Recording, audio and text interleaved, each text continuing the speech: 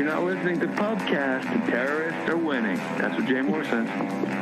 Welcome to the Pubcast. Sit down and enjoy a pint. Okay, welcome to the Casino Royale episode. This one was a fun one. It was a long one. It actually ran for like 2 hours and 45 minutes. So I broke it into two parts. This is part one.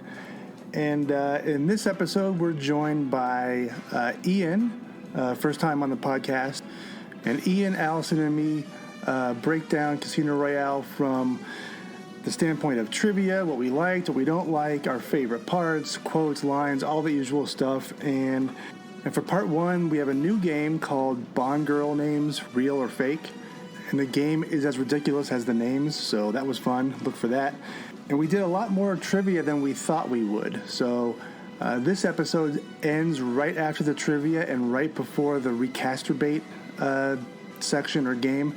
So you can find the Recasturbate section and also the How Much Are They Worth game on part two of this two-part episode. So sit back with your vodka martini and get ready for Casino Royale. Your file shows no kills, Bond.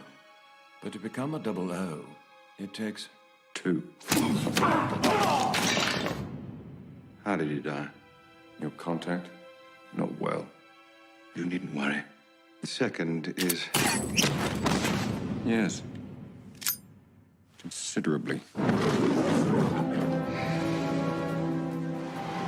The man was Le Chiffre, private banker to the world's terrorists, which would explain how he could set up a high-stakes poker game at Casino Royale in Montenegro.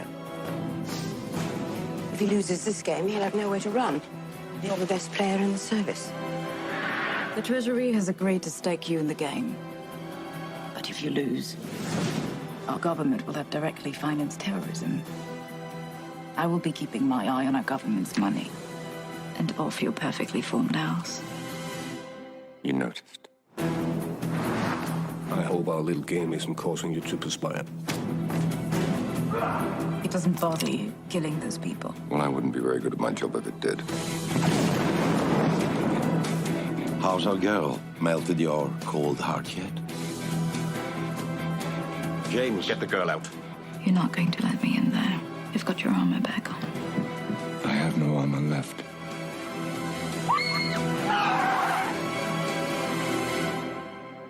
You've stripped it from me. Whatever is left of me. Whatever I am. I'm yours. The only question remains. Will you yield? In time?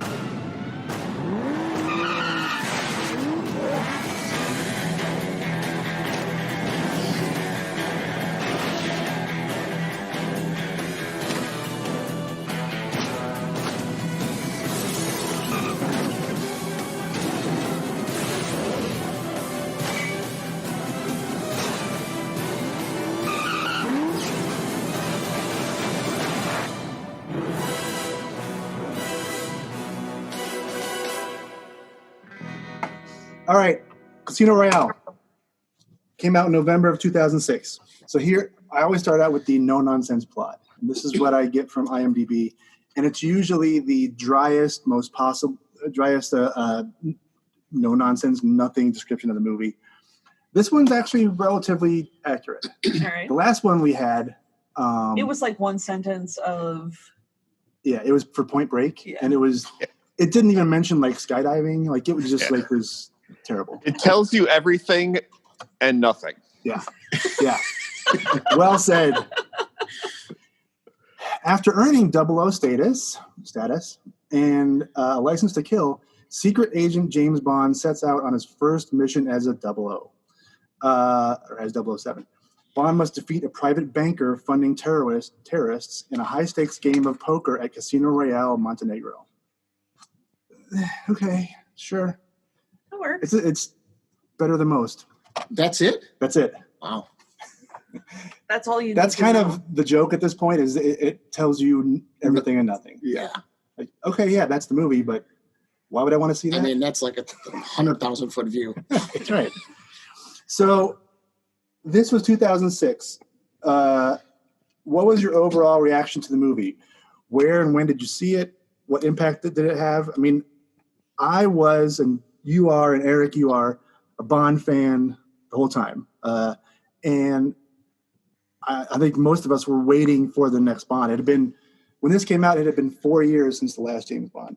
What was the previous one? 2002? So Pierce Brosnan had a run of 4 movies. Goldeneye in 95. Tomorrow Never Dies in 97. Terrible. The World Is Not Enough in 99. Terrible. Worse. 2002, Die Another Day. Horrible. Worse. Was that the one with the cello player? It was the Bond girl? And they ride the... Yeah, that... Yeah. On the snow, they ride the cello case? Yeah. Oh my God! It's I one of don't those. Even I don't even remember that movie. That was Timothy Dalton. Oh, I think. Stuff Timothy. You're right. Die Another Day is when he parasails on the tidal wave. Yes. Parasails on the tidal wave. Yep. Bad CG. That's when the guy has the like the giant laser from space that melts the polar caps, and it's ludicrous. The whole movie's terrible. So that was 2002. That plot sounds like that Val Kilmer movie, Real Genius. Yes. Like that's yeah. what it looks like. They made popcorn. Except Real Genius was more believable. Yeah. So where this was is Laszlo? That's what we all want to know. Laszlo as James Bond. Laszlo was cute. Yeah, he is cute. Dang it, Eric.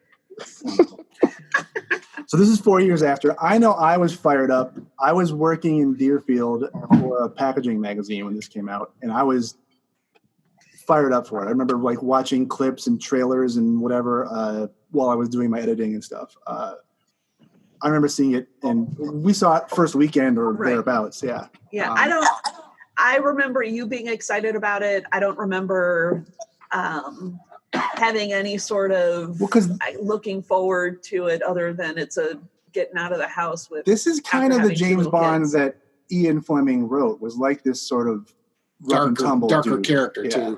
Yeah. They kind of went from the more the lighthearted. Yeah. Like Roger Moore and you know, and some of the other ones. Not a bunch of gadgets, not a bunch of quippy one-liners, none of that stuff. Grittier. Yeah. Grittier. Yeah. Eric, what about you? I know you were like an infant when you saw this, but you know. I did not see it in the theater. How dare you?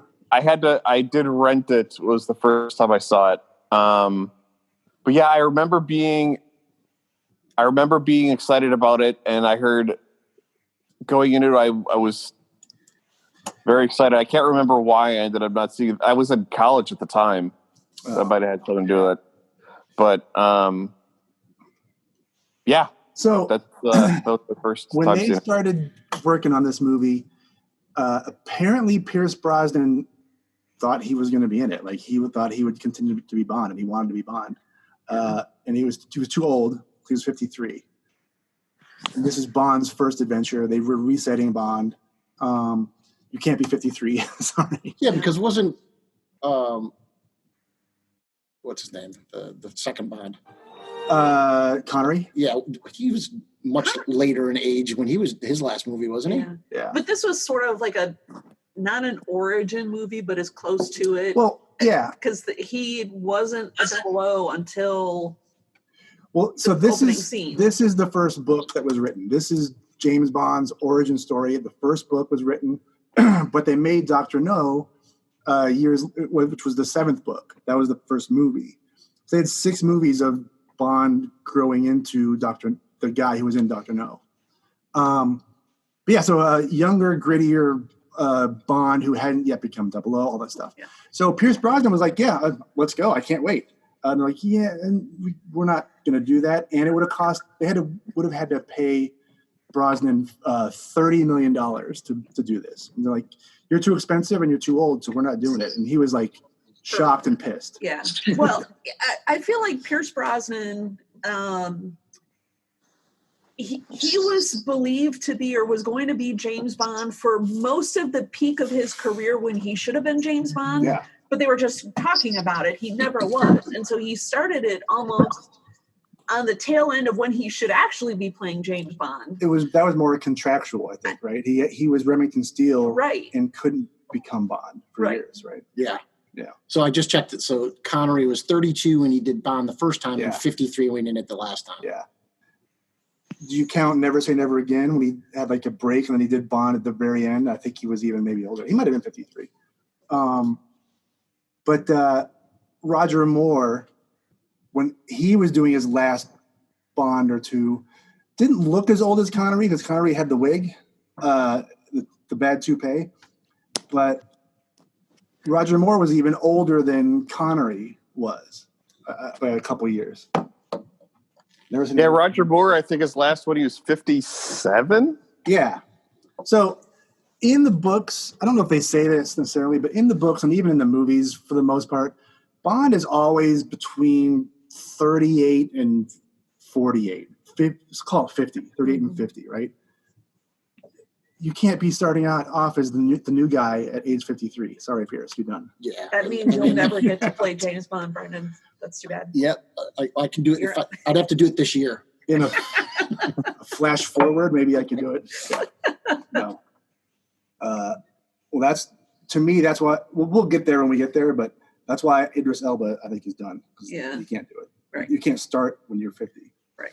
Black don't crack, though.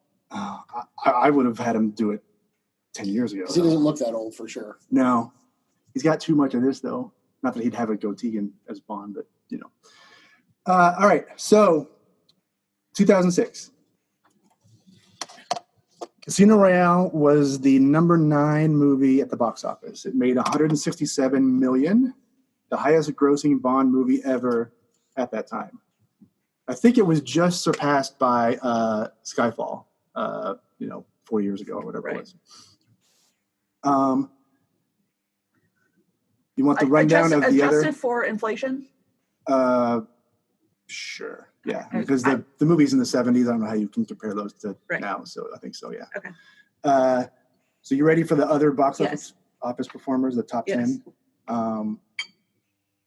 It's not quite the who's who of 92 that we did. So sometimes we'll go through this list, and 91 and 92 are like murderer's row of movies, like arguably best movie years ever. Like 84 was the same when we had it for the Terminator. We had 84 was a month or a year too. Yeah. So eventually, we're going to do a podcast where we just pick a year, or do like an NCAA bracket of movie years versus movie years, because there are some.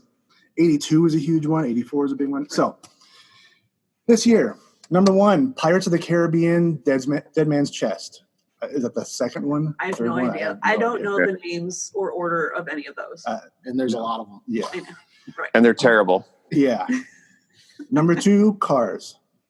Number 3, X-Men, The Last Stand. And unfortunately. Yeah. Number 4, The Da Vinci Code. Number 5, Superman Returns. Number 6, Ice Age: The Meltdown. Wow. Is that Ice Age 2? I have no idea. I don't know. No clue. Number 7, Happy Feet. Wow. Number 8, Over the Hedge. That's 1, 2, 3, 4 animated movies. Wow. In the top 8. That's a lot.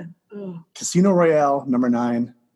Number 10, Talladega Nights. The Ballad of... That is a terrible year. That's a terrible year. It's a terrible, terrible year. Wow. Let's mark that one for when we do the worst years of movies. That's a 16 seed in the list. Yeah. 2020 is going to win it because we didn't have any movies come out that year. Right. Okay. All right, Ian. The Rotten Tomatoes score for Casino Royale. Okay. We've got the audience score and the critic score. It's 0 to 100, right? Yeah. So we always think the audience scores more than the critics. I think more than half the time, more than 3/4 of the time, we are wrong. So we don't know what we're talking about. There's no logic to it that we would like to. What do you think the audience score is for Rotten Tomatoes, Al? I'm going to say 90. 90. Eric? 93. Ian? 78. The audience gave Casino Royale 89. Ah. I win. I'm surprised it's below 90. I can't believe it. Yeah, I never. Yeah. The critics. What do you think the critics were, Al? I believe that they will have liked it, and I'm going to stick with 90. Eric? I'm going to adjust a little bit, and I'll say 85. 85? Ian, critics? I'm going to stick 78. Wow. The critics gave Casino Royale 95%. Wow. That's what I get. That's what I get. We haven't had many that high. That's crazy. That's never have I won both of That's those. huge. And that is incredible. I was reading a little bit that it was really well received. I didn't look at like the scores or anything like that, but the fact that it wasn't as campy as the others was what the critics really liked. Yeah. The Blonde Bond. Yes. James Blonde. James Blonde. Okay. Now we're going to do a left turn and do a new game that's going to be, we're going to call it Bond Girls, Real or Fake, something like that. So I'm going to give you guys a choice of 3 Bond girl names, and you have to tell me which one's fake. Eric and Ian are going to get most of these. Yeah, I will probably do that. Yeah. So maybe I go first. I think you should. Maybe I guess first. You should guess first. Okay. Now, I think the fake names are just as ludicrous as the real names, so I think it will be good. But if you know Bond a little bit, you should know most of these names. All right. I think 75% you should get. Okay. All right. Ready? All right. Pick the fake name. Miranda Frost, Emma Wett, Tiffany Case. Say them again. Miranda Frost, Emma Wett, Tiffany Case. The fake one is Tiffany Case. Ian, Eric, what do you think? Emma Wett. Emma Wett is the fake one, I think. Emma Wett's the fake one. Oh my God. I almost said it, but then I'm like, you know what? It could just be a ruse. Yes. Yeah. Tiffany Case, that's a fantastic, terrible, bad Bond name. Yeah. Okay. Pick the fake one out. Kissy Suzuki, Plenty O'Toole, Chesty McGee. I was like Chesty McGee. Ian? I agree. Eric? Agreed. Of course. Now, when we get further down here, it's not going to seem so crazy. All right. Okay, Al, ready? Yep. I only knew that because that McGee is like almost always a fake name for you. I kind of put that in there on purpose. That's an easy one. Okay, pick the fake name. Sylvia Trench, Poon Tang, Pussy Galore. Poon Tang. Ian, say it. Poon Tang. Of course. Some of these are layups, but come on. Oh my God. What was the one that, not Pussy Galore, the other one? What was the other one? Sylvia Trench. That's a sneaky, dirty name. It's out of nowhere. Yeah. Hilarious. We need something to write with? I don't. Besides this, you can use this. Okay. Okay. Pick the fake. Christmas Jones, Strawberry Fields, April Showers. Christmas Jones, Strawberry Fields, and April Showers. April Showers. I'm going to say Strawberry Fields. Okay. That's the only one that I think is correct. The other two were April Showers and what? April Showers and Strawberry Fields and Christmas Jones. April Showers. It's April Showers. April Showers. That's it. You said Strawberry Fields? I did. Strawberry Fields is Quantum of Solace, I think. Yeah. I think that's Bryce. Oh, really? Yeah. That's Gemma Arteron. Wow, that's an actress name too. That's the redhead. I was gonna say it's got to be a redhead. Yeah. Okay, pick the fake one. One name only. Bambi, Flower, Thumper. Oh, crap. I'm going to say Thumper. Ian. Thumper. Eric. It's I think it's Flower. It is Flower. Oh my gosh. I forget the movie. I think it was The Man with the Golden Gun. The two, we're going to call them hench women, were Bambi and Thumper. Oh my God. In the 60s. Wow. It's great. Ridiculous. All right. Pick the fake. Jen Rummy, Solitaire, Octopussy. I think we know which one is not, but there's the other two are toss-ups. Jen Rummy and Solitaire? Yeah. I'm going to say Solitaire. Ian? Jen Rummy. Get out of here, really? Eric? I'll say Jen Rummy. Jen Rummy is the fake. Wow. Solitaire is the real one of those two. Octopussy, we all know. It's a famous one. What movie is Solitaire? I don't... I think it's an older one. Yeah. It has to be. I don't have that What? encyclopedic knowledge of the movies that well. I mix them all together often, but yeah. All right. Pick the fake. Xenia Onatop, Eileen Dover, Honey Ryder. Eileen Dover. Ian? Same again. Eileen Dover. Xenia Onatop, Eileen Dover, Honey Ryder. Eric? It's Eileen Dover. Yeah. On the top, though, that was, what was that, GoldenEye? Yeah. Okay. Pick the fake one.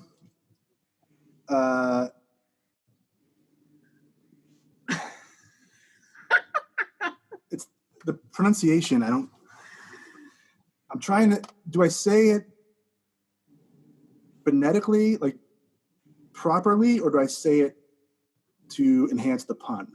That's always the question. Do both. Yeah. Yeah. Well, let's see.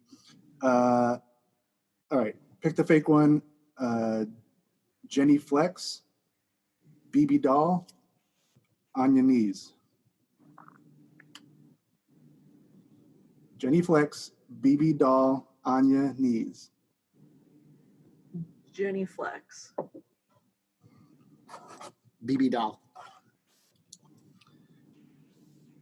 On Your Knees. On Your Knees is correct. That is a Sure, fake. between those two. That's that one. That's too on the nose for that for them to let that through. BB Doll, Baby Doll, Jenny Flex, as in genuflect, Yeah. right? That's what I thought that one was. I know. Ian Fleming. Yeah. I mean, some of these are just made up for the movies, but still. Okay.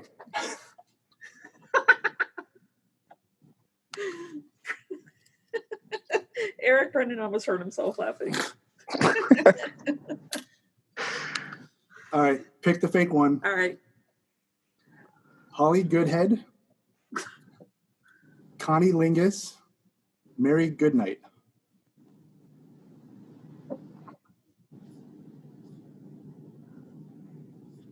I wanted the fake one to be Connie Lingus, but now I'm not sure.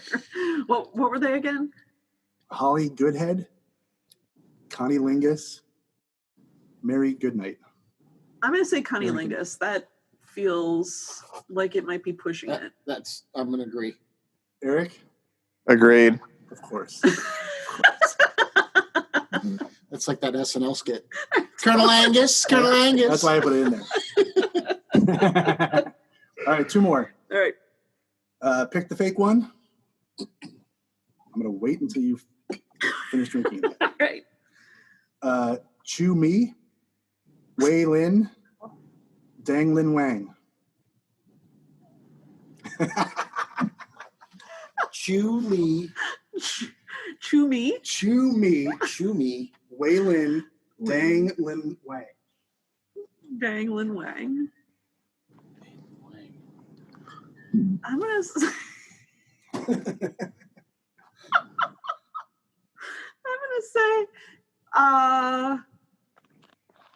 Chu Mi,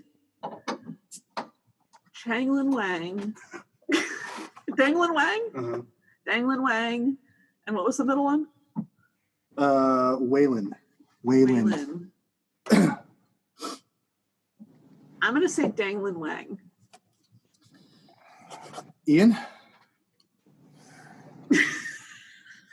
Dalen Wang, and what was the other one? I know Wei Chu Lin. Mi. Wei Lin is Wei Lin. is a Bond girl. Chu Mi. Chu Mi. Yeah, I think that one is too. So that's the same thing that. Dang Lin Wang. Yeah. Dang Lin Wang. Eric? Daylin Wang, I guess. I have no idea. Dang Wang is the fake one. Chu Mi is a definite real name. Right. Yeah, it was an Asian, I believe. Yeah. Oh yeah, of course. So was Wei Lin. Fook me? Fook you. Exactly. Austin Powers is not that far off. No. Most of the 60s and 70s Bond. Okay, last one. Pick the fake one. Penelope Smallbone.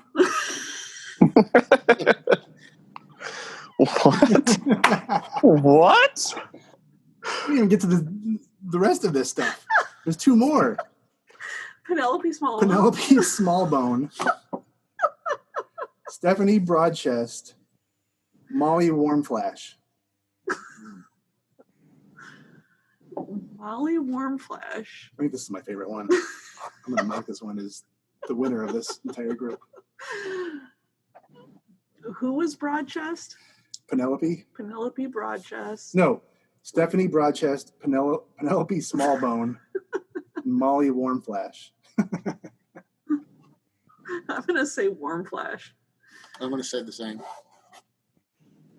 Eric? Yeah, same. This one, I put in a name from this movie we're talking about. We are talking about Casino Royale. Yep. In the car on the way to the hotel, when Bond gets his orders, he says his name is Arlington Beach. They get their passports. And her name is Stephanie Broadchest. Oh, my God. So that's in the movie. So it's not that. Uh-huh. Penelope Smallbone is a real name. Oh, the my fake, or no. Sorry. Wait. What? I put in a real name. Yeah. A fake one. Sorry. I put in Stephanie Broadchest. Right. That's a real name. It's that I put in. That's the fake one. What? I fucked up. What? Yeah, Wait. because I have it written down right here. I got influenced by the movie. I meant It's a real name, but it wasn't a character. Well, perfect. Yeah. Okay. They're all real names is the answer. But Molly Warmflash is a real name. Oh my God. Penelope Smallbone is a real name, and Stephanie Broadchest is a real name on a passport. Oh my God. I forgot what his was, but she I was don't know she was a why. little pissed. Arlington Beach. Oh, that's right. Yeah. I don't know why Penelope Smallbone tickled my funny bone It's the way that it ludicrous. did, but it's completely insane. So as a bonus, this is just, I was trying to figure out if this name, if I was mispronouncing it, and it meant something different, but I don't think it does. Anya Amasova, that's not the funny part. Her agent name, she's AKA Agent Triple X. Wow. XXX. From the 60s or 70s or whatever. But And I think from one of the first ones, Solitaire. Yeah. That was from 1954, Live and Let Die. Yeah, even Jesus. That's why you So there are a few other names I didn't include, but that covers most of them. Wow. All right, trivia time. I'm going to throw out just a couple of these are just sort of set the table, and then we can go from there. I'm not going to get into we talked about it's the first book. Dr. No was the first movie. Who cares?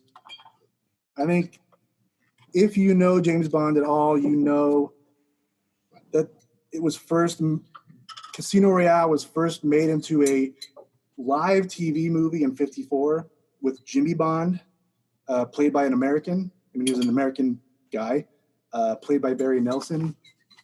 It's terrible. There's also a Casino Royale in 1967. It's a satire starring Peter Sellers, based loosely on the book, not really. It's kind of weird. I've seen parts of it. It's hard to watch. It's hard to watch, yeah. Okay, I'm not going to go through all this stuff.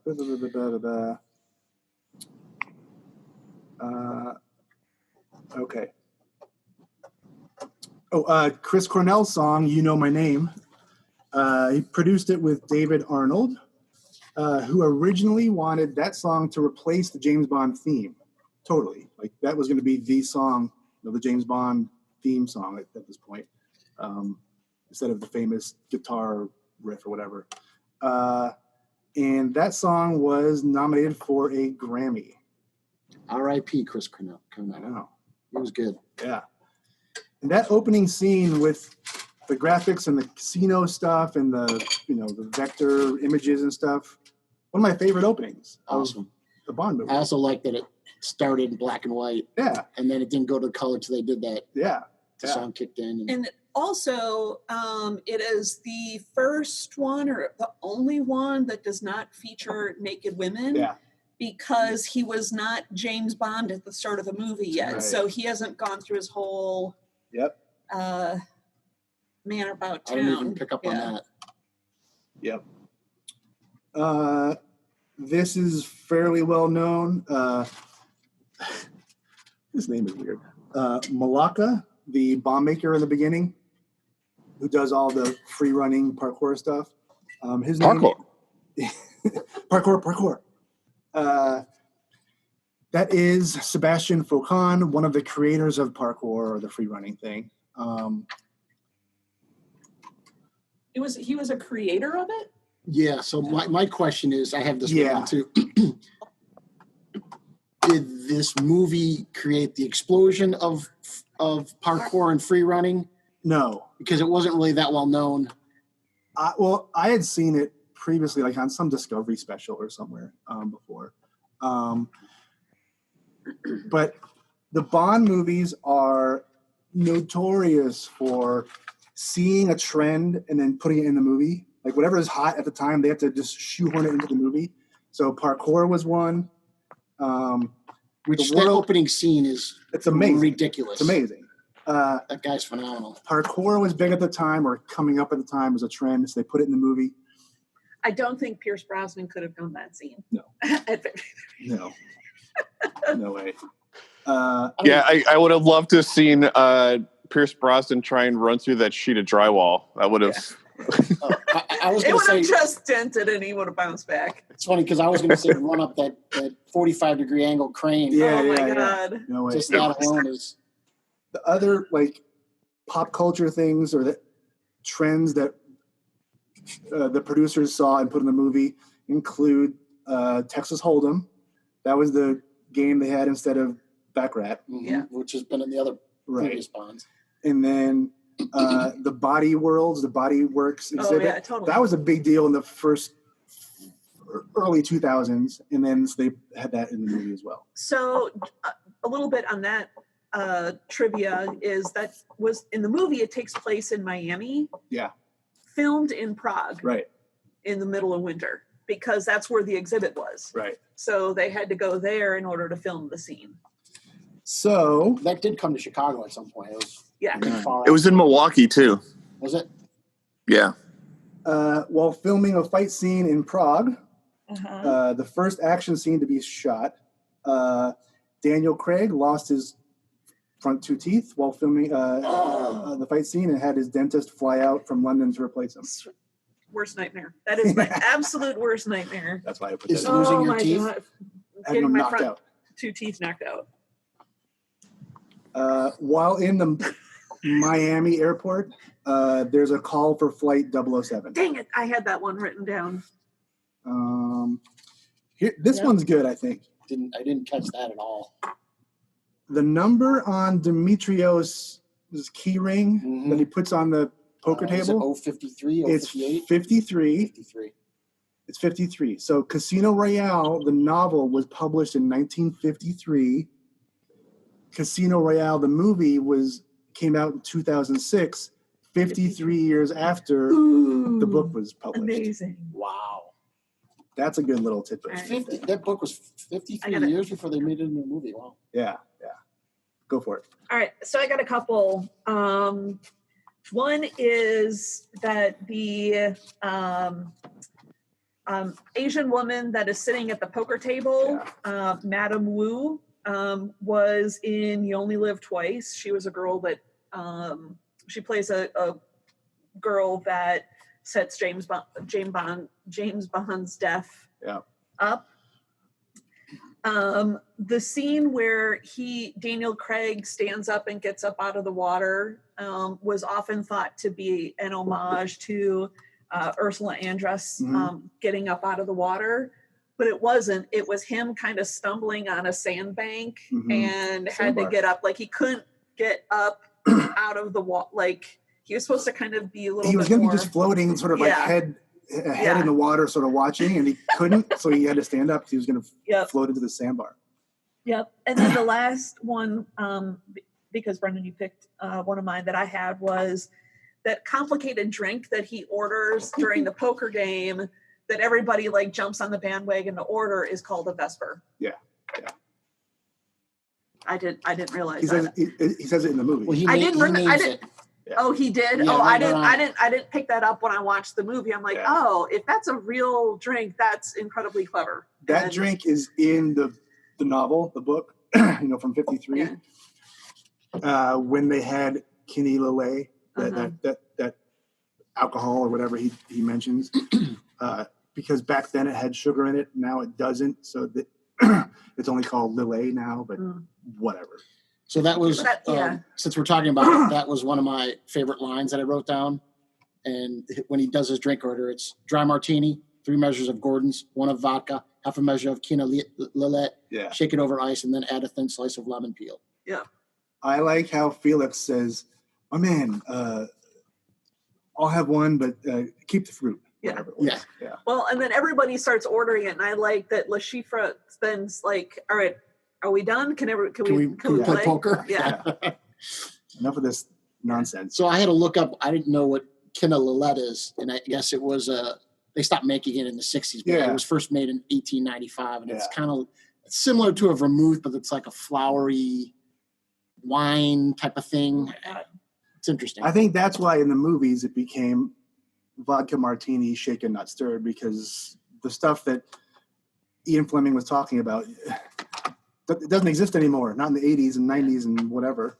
So, but I like that order is so specific too. It's.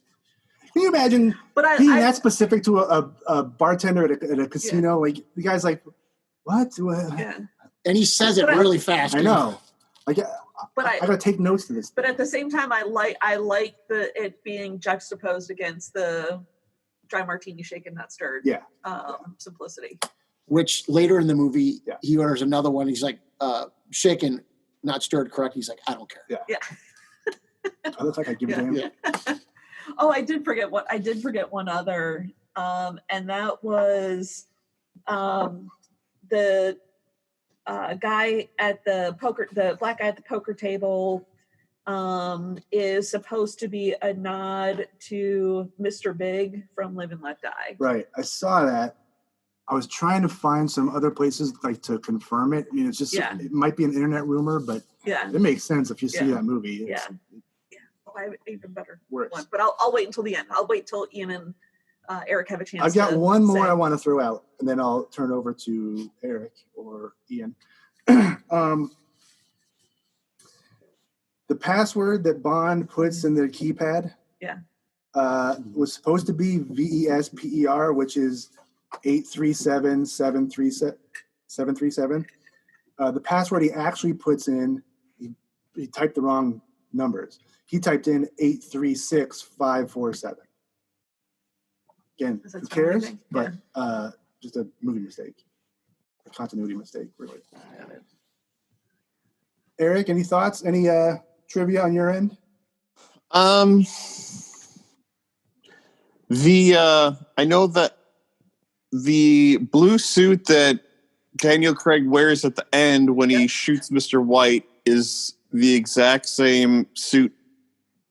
It's the same suit, but blue instead of gray that Sean Connery wore in Goldfinger. Yeah. Well, we're losing you, Eric. You just faded out. Oh. Is this better? I'm back. All right. Yeah, the Navy suit in Casino Royale is the same suit as Sean Connery's gray suit in Goldfinger. Yeah, that was the one I was saving, Eric. And I remember last night when we were watching it, he looks spectacular in that suit. Like it is perfect fit. He looks incredible in that suit. It was such a standout compared to anything else that he was wearing. And of course, everything that he wears is tailored and looks great, but that in particular. And so I really enjoyed that piece of trivia that it was the exact same suit that Sean Connery had worn in Goldfinger. Couple quick ones. It's well known at this point. The car barrel roll when he flips over Vesper set the Guinness Book of World Records for a cannon assist barrel roll in a movie with 7 full rolls. Daniel Craig and Mads Mikkelsen, who plays the Chief, both appeared in the Star Wars film franchise. Oh, right. He was a stormtrooper. Mads Mikkelsen played Galen Erso in Rogue One, and Daniel Craig was a stormtrooper in The Force Awakens. And I'll leave my weapon. Exactly. Oh, was that him? Yeah. Yeah. Oh, I didn't realize that. He was the stormtrooper that got hypnotized. When she's in the restraints. I didn't realize that he had a speaking part. Yeah. That makes me very happy. Okay, I like that. If you know it, when you hear it, you can't unhear it. Yeah. The house at the end with Mr. White is George Clooney's house on Lake Como. It's an awesome house. It's unbelievable. We just saw it in Ocean's 13, and it's in that movie too. Ocean's 12. 12. Yeah. Ian, any tips or any trivia? I don't have any, no. I have one more. And this could be a huge tangent. I could have done all kinds of research, but I had to stop. Well, this is the one. It's more of a comment than it is research at this point. Okay. And we said this watching the movie last night. Okay. The poker scenes in this movie are ridiculous. The hands that people have are the most impossible hands you could ever have in a poker, because it's not like one person had a great hand. Every person at the table has the greatest possible hand you could ever get. For that many people playing it at one time. Yeah. So I tried to pull the odds on pulling those specific hands.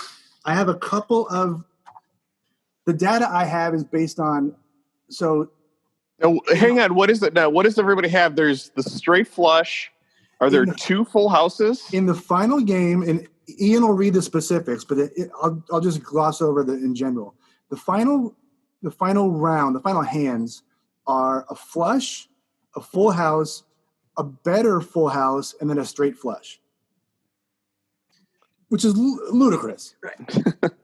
And then, so I'll give you the percentages of getting those things, but the numbers are misleading because it's just getting those things in a vacuum. It doesn't say getting those things and the next guy getting that thing and the next guy getting that thing. So getting all those things on the table is impossible. It's mathematically impossible. So just getting a flush is 3%. Getting a full house is 2.6%. The higher full house they don't mention, but another 2.6%, let's say, or even less because it's a higher full house. Getting a straight flush of any kind, 0.027%. The odds of getting all of that on one table, or two of those four, or three of those four, is ridiculous. No. Yeah, it's not possible.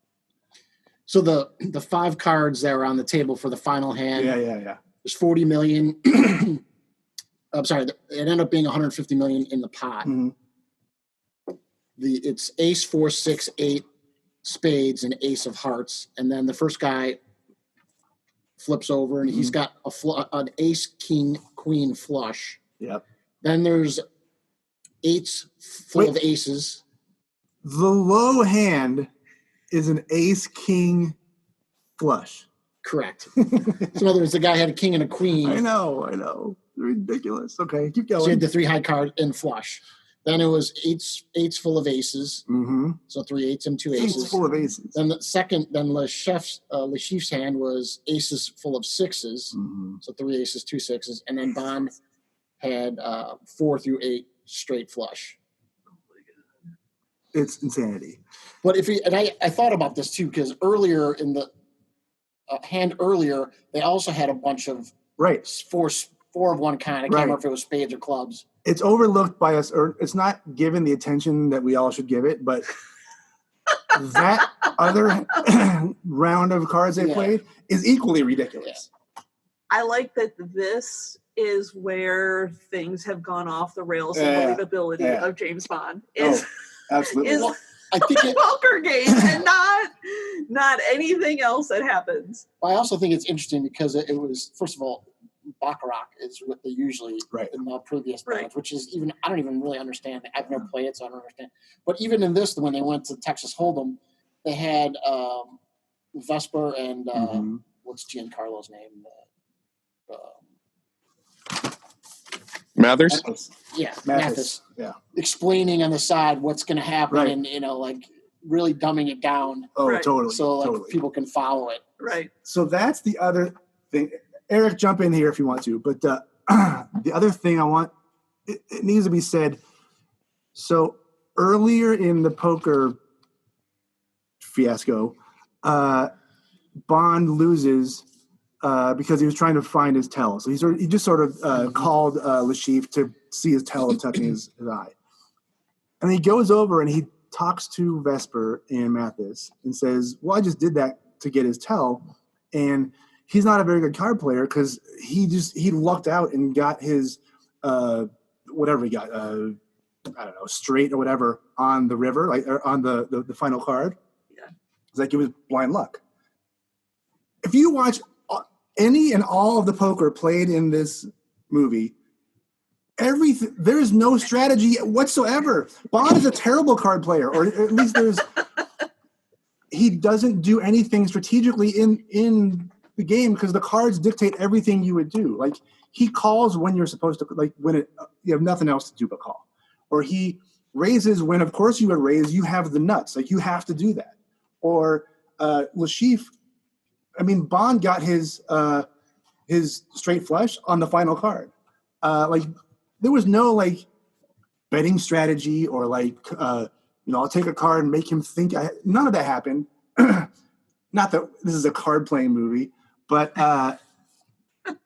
Bond's supposed to be this great player, and in this game, not one person at that table displays any ability to play cards whatsoever. Everything is dictated by the cards. I'm done. Wow. I'm done. I'm done ranting. So there's two interesting things in there. First, the Asian woman at the table and one other guy were actually on Le Chiffre's boat in the beginning of the movie playing poker with him. And they never really explained that and why they were there and at both places.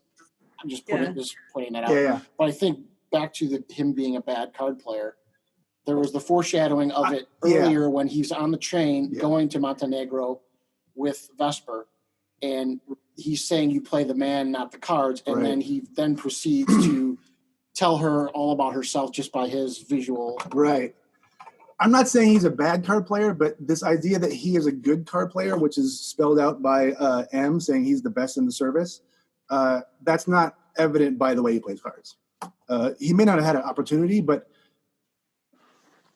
as a movie maker, you'd want to display someone at the table having some ability to play, and it's just not there. But they also had him, even though he's playing a man, they had him after he lost that first hand where he lost all 15 million. Yeah.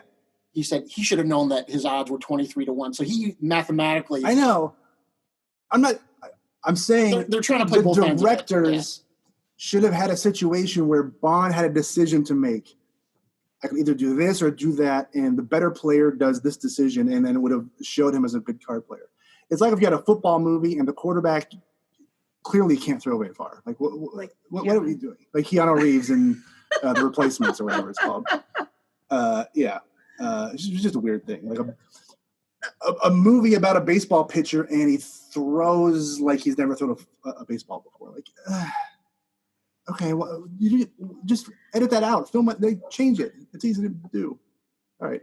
I'm getting stared at like I'm a maniac. You are a little bit. I'm a little bit of a maniac. I mean, I think the general public, I think it was just fine. I know. Yeah. I agree. I didn't notice. I didn't pay attention to it the first 74th times I saw this movie. It's no rounders. Right. But it's not trying. I want rounders. I want rounders with shooting.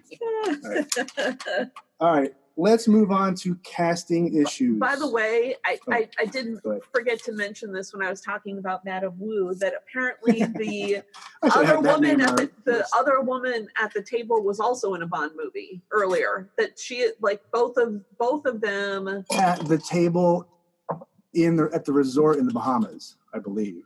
I thought it was at the tournament. I thought it was the husband wife. She had kind of the big. One woman at the final tournament. No, there are two. There are two. There's that older Asian woman. Yeah, there's a white woman. Yeah. Okay. White woman there. Yeah.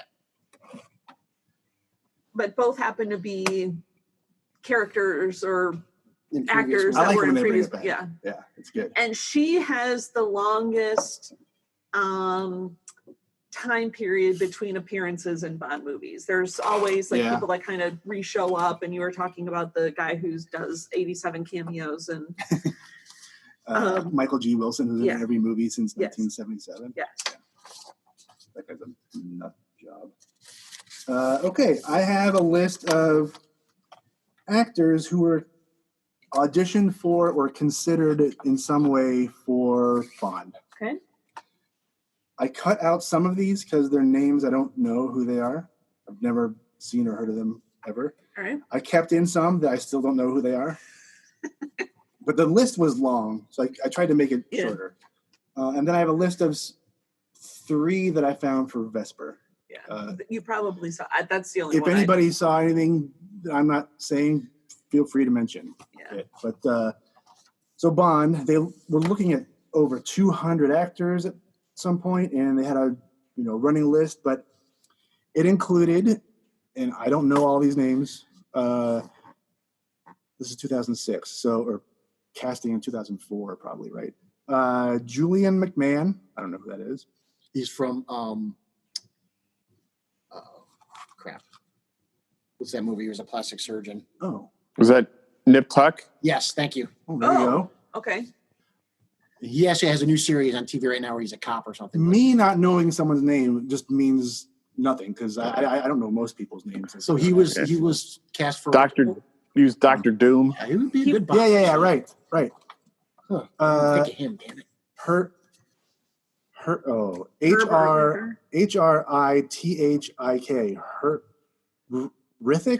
Hrithik Roshan. That's what I'm gonna go with. Or I'm going back to my game of Bond girl names. Herb Ertlinger. So whoever that is, Dominic West, Gerard Butler, Goran Visjic. Let's just say Visjic. The guy from ER, I think, is that who that guy is. Okay. whatever else was in. Sam Worthington. Oh. Alex O'Loughlin. I don't know who that is. Rupert Friend. Eric Bana. Yeah, Eric Bana. That's good. Then there's Hugh Jackman turned it down. And then Clive Owen was a fan favorite choice that everybody thought would get it or should be considered. And he was never offered, nor was he ever seriously considered. Clive Owen, I think, would have been great in 2006. Great. Yeah, I thought he'd have been really good too. And then the one guy who almost got the part, they really wanted him, but he was too young, Henry Cavill. Yeah, I saw that. He was 22. So, yeah. Actually, out of all those, Julian McMahon is the most intriguing to me because he is really good at having an air of being he can rich. Do it. Sure. The way he carries himself, it would have been interesting to see him in the role. Oh, yeah. Air of being rich, but this Bond is not that he's guy. Suave. He's got all the characteristics that you need. Yeah. Daniel Craig is the shortest actor to play James Bond. Yep. At 5'10", they list him at.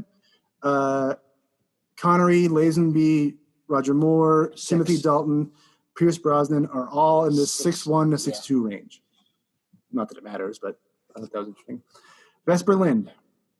I have 3 names that I saw. I think there are probably many others, but the 3 I saw were Vera Farmiga, Keira Knightley, and Miranda Richardson. Oh, those I saw. Miranda one Richardson that had actually 4. turned it down. Like she was offered and turned it down. I saw 4, and none of them were the same. I saw Angelina Jolie, Naomi Watts, Scarlett Johansson, and Charlize Theron. How do any of them work for the British Treasury? Right. I have 7. Well, how does names. Eva Green work for the British Treasury? To be honest, Yeah. It's funny. I have seven other actress names that we have good for that role.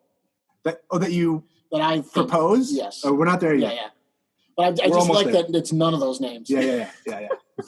Yeah, no, I don't have any of those names either. Any other casting things you saw before we get to Recasturbate? No. Eric? I have nothing. That's good. I like it when you have nothing.